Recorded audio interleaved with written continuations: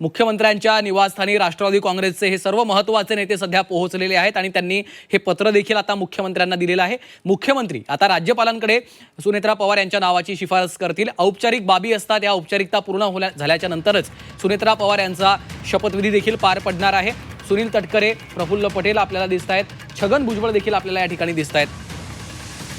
मनश्री पाठक आमच्या प्रतिनिधी सध्या आपल्यासोबत जोडल्या गेलेले आहेत। मनश्री, आपण पाहतोय वर्षा निवासस्थानी राष्ट्रवादी काँग्रेसचे हे महत्त्वाचे नेते दाखल झालेले होते आणि हे पत्र आता मुख्यमंत्र्यांना सुपूर्द करण्यात आलंय।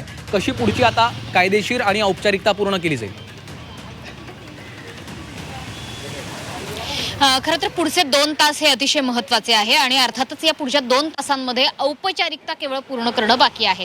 उपमुख्यमंत्री पदाचा चेहरा हा सुनेत्रा पवार या असणार आहेत हे आधीच ठरवण्यात आलेलं आहे आणि त्या दृष्टीने कालपासूनच खरं तर हालचाली सुरुवात झालेली होती। आता गटनेता एकदा निवडला गेल्यानंतर त्यावरती शिक्कामोर्तब झाल्यानंतर सुनेत्रा पवार यांचं उपमुख्यमंत्री पद हे आता जवळजवळ निश्चित झालेलं आहे। तिथपर्यंतचा प्रवास हा सुकर झालेला आहे। केवळ पुढच्या 2 तासांमध्ये आता काही औपचारिकता पार पडल्या जातील। त्याच्यापैकी पहिली औपचारिकता हीच होती की आमच्या गटनेत्या आता सुनेत्रा पवार आहेत हे सांगणारं पत्र राष्ट्रवादीच्या काही निवडक नेत्यांनी वर्षा निवासस्थानी येऊन मुख्यमंत्र्यांना सुपूर्द केलेलं आहे। या ठिकाणी छगन भुजबळ, प्रफुल्ल पटेल असतील, त्यासोबतच सुनील तटकरे असतील, धनंजय मुंडे हे प्रमुख नेते राष्ट्रवादी काँग्रेस पक्षाचे हे वर्षा निवासस्थानी दाखल झाले। त्यांनी मुख्यमंत्र्यांना हे पत्र दिलेलं आहे आणि सोबतच ही शिफारस सुद्धा केलेली आहे की सुनेत्रा पवार यांना जे रिक्त झालेलं उपमुख्यमंत्री पद आहे, जे राष्ट्रवादी काँग्रेस पक्षाच्या कोट्यातलं होतं, ते पद सुनेत्रा पवार यांना देण्यात यावं। आता पुढची प्रोसिजर काय असेल तर अर्थातच या पत्राची दखल घेऊन, या शिफारसीची दखल घेऊन मुख्यमंत्री देवेंद्र फडणवीस यांच्या पत्राला विनंतीला संमती देतील आणि त्यानंतर राज्यपालांकडे शिफारस करतील की सुनेत्रा पवार यांना उपमुख्यमंत्री पदाची शपथ दिली जावी।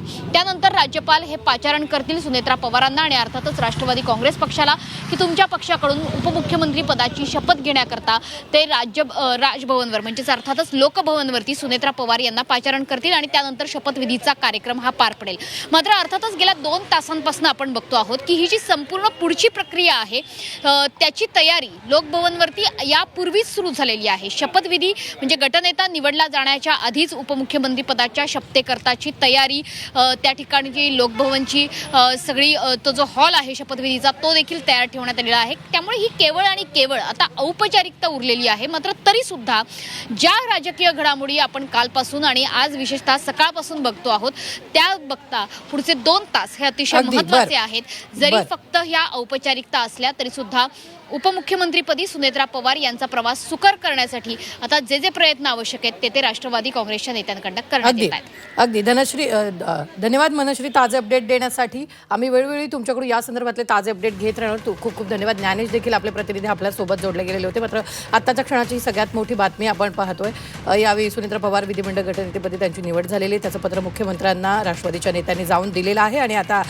पुढच्या प्रोसेससाठी हे पत्र राज्यपालांना मुख्यमंत्री पाठवतील आणि त्यानंतर काही वेळात शपथविधी होणार आहे।